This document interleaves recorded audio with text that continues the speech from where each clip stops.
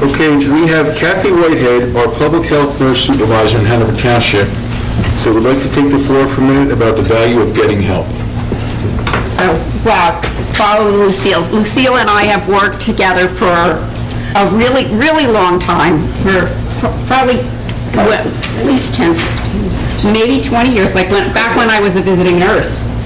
And I wish we had time to talk about, afterwards, I'll tell you about a program that we're going to be doing here in Hanover Township to help seniors connect. Wonderful. Help them evaluate their mental health, and we applied for a big grant and we didn't get it, but we're still going to do the program, and which is really exciting. Glad to hear it. So I'm going to, right now, honestly, I feel like I'm preaching to the choir here about the value of therapy, but I'm going to tell you about it anyway. Okay, so a huge benefit to talk therapy is that its effects are long-lasting. And this is because you're not only working through stuff, but you're developing the tools to help you deal with future stuff. Psychodynamic treatment is durable over the years. An awesome benefit to therapy is that not only helps you understand yourself better, but it helps you understand other people. When we hold negative thoughts in without processing them, they become ingrained, so we see the world through that lens. And we make lots of assumptions, some that may or may not be true. Since big and small problems are going to come up from time to time, knowing how to deal with them in a healthy way is an essential skill. Conflict is a part of every day. One of the coolest things about therapy is that it can bring change at the level of the brain.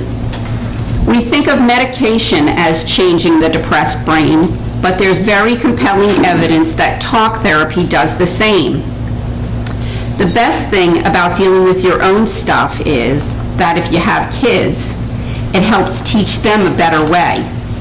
For those of us who grew up in households where stuff just wasn't talked about, and look how many decades later we're still dealing with the fallout of that, parents can help teach their children vocabulary about feelings early on by modeling it themselves. So I'm going to give you two examples of my own personal life about making a call to a therapist and the changes that I think it brought into my family. The first one is really simple.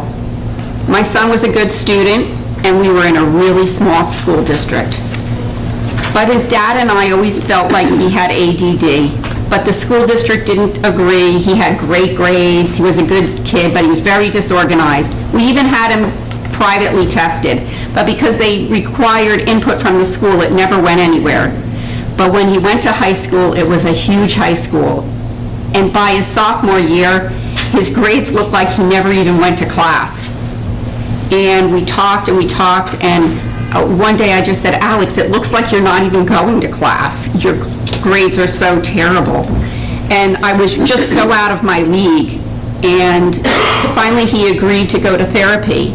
And so I called his guidance counselor, and I got a couple of referrals, and he went.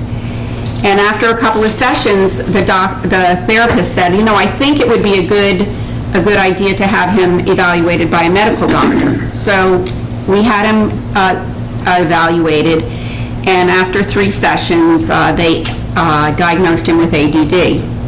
And it's pretty late in the game to have a kid diagnosed with ADD by sophomore year, but he accepted that and took the medication, but he continued with the therapy to learn how to be a better student. And we went to therapy to learn how to be a better parent for him and to help him. And the short of it is, or the long of it is that he went to college, and he's a software engineer now. And I really think it's because, we positively talked about therapy, and we positively encouraged him, and we had a good guidance counselor, and some people say, well, how did you make that all happen? And sometimes I use that corny statement, well, all the moons aligned. But I don't want to make it sound all flowery, like finding a therapist is easy, because I know, especially in this day and age, I hear the stories from my friends. But it's my purpose of my story is to say that it's really worth it, and to stay involved when your child is in therapy. But I have a really more important story to tell you about a family whose whole family was in crisis, with a 3-year-old little girl who had such anxiety, I can't even begin to describe it to you. And so it's my sister-in-law and my brother. And so my sister-in-law got a friend who gave her a therapy.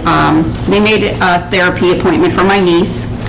And after 3 evaluations with the niece and the family, my brother and sister-in-law went in to meet with the therapist.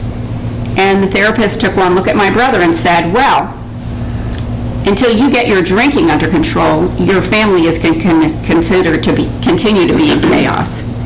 And even though my brother was under the care of another person, and I really, to this day, will never know what it is exactly that the therapist said to my brother, whether it was that no one ever coordinated it with that your drinking is directly affecting your children. But whatever she said, it hit a chord with him, and he has been sober for 14 years. All because that little girl had such anxiety, and my sister-in-law made that phone call. So if you have to use my story for one of your friends, any story, do so. But always remember, most of your workplaces have EAP. People here in Hanover Township are sick of me telling people to go to EAP. But talk therapy is priceless. I can't begin to tell you how important it is. So, thank you.